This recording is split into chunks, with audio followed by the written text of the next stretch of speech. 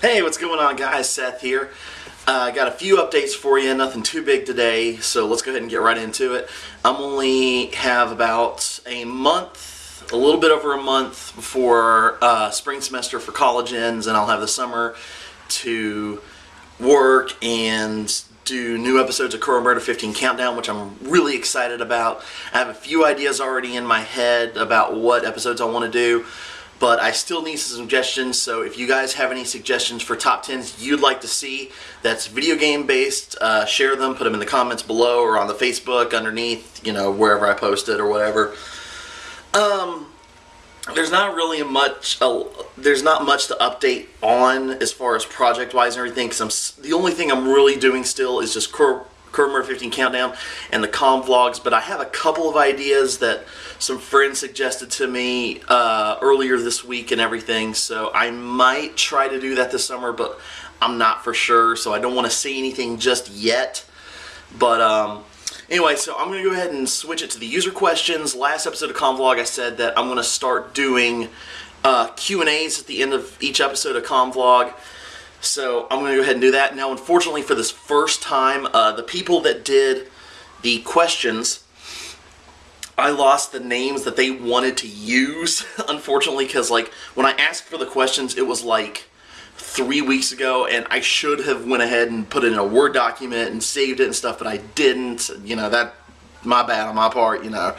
But we're going to go ahead and cut into the questions, and how we're going to do this is that I'm going to show the question, and then I'll give my response, and I'm going to try to limit myself to 3 per comm vlog. So here's the first question.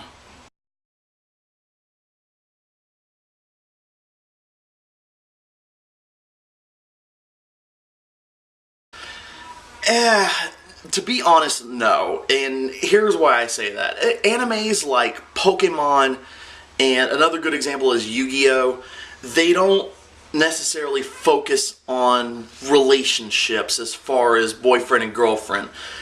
And, you know, there's, you know, everybody's like shipping characters and stuff, you know, like Misty and Ash, or Ash and May, or whoever, it doesn't matter. But, you know, those animes tend to focus more on plot line as far as, like, you know, where can we take this story next, you know. And to be honest, I kind of hate seeing that, because like even like in an anime in YuGiOh, you know for a fact that Yugi really likes Taya, but they never went anywhere with it.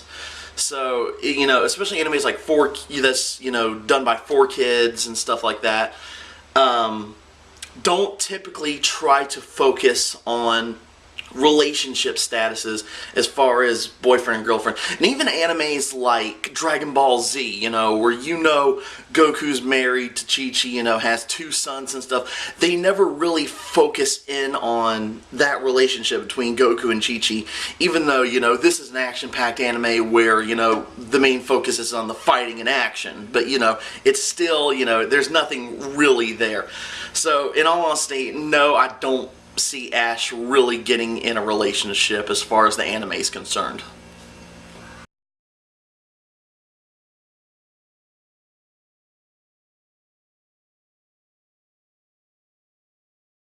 Now, this is actually a really interesting question. In my own personal view, from going to SabasaCon for the past 7 years, I've been noticing that the group, as far as otakus go in West Virginia, has been increasing, but at the same time, there are still people out there that, you know, that like anime or don't know what anime is and wants to get interested in it, but it's either their family doesn't like it, or, you know, their friends might make fun of them for it, or they might be looked at as an outcast because of it and everything. And fortunately enough, I never had this problem. I never, you know, was picked on for liking anime. I was never like, oh, you're a loser because you like watching anime and reading manga and all that stuff, you know. I was fortunate enough not to be put into that situation. But as I look, I know there's a lot of people out there that are looked down upon it, which, you know, is really unfortunate, because there's nothing wrong with liking anime, you know. It is, you know, it is Japanese cartoons, but like most of you out there that are otakus like me, they're not all just for kids. Trust me, we know this. But I see it's growing, but at a very, very slow pace. And like I said, one of the main reasons that it might be is because people are scared or ashamed or just don't know about it. So, you know, if you all have friends out there that are interested in learning, you know, what anime is or what being an otaku is, you know, share that with them and everything. You know, tell them, oh, you know, the different animes, you know, if they have a specific type of genre of like movie they like or something like that, you can normally associate a anime or manga with that. Like they like action-packed stuff, you know. Dragon Ball Z is a great example, you know. But yeah, it's starting to grow, but very slowly, and I would love to see it increase more.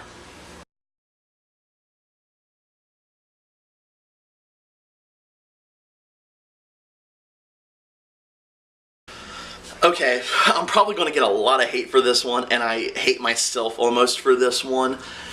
I would say Wolverine would win, because I'm a huge Batman fan, don't get me wrong, but here's the main reason why Wolverine would win against Batman is because two main things.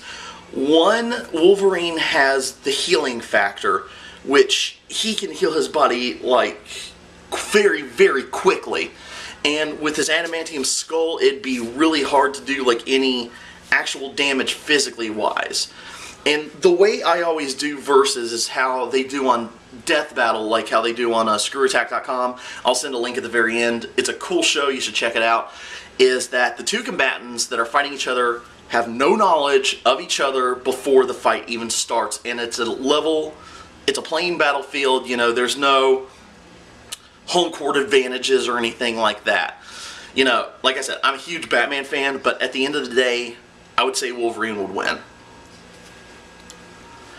Well, that's about it for this episode of Convlog. Remember, if you have any questions for me, put them down in the comment section below. Like I said, I'm going to try to do 3 questions an episode, and I cannot wait to get Corvus Murder 15 Countdown started back this summer. So other than that, that's about it. So this is Seth, signing off.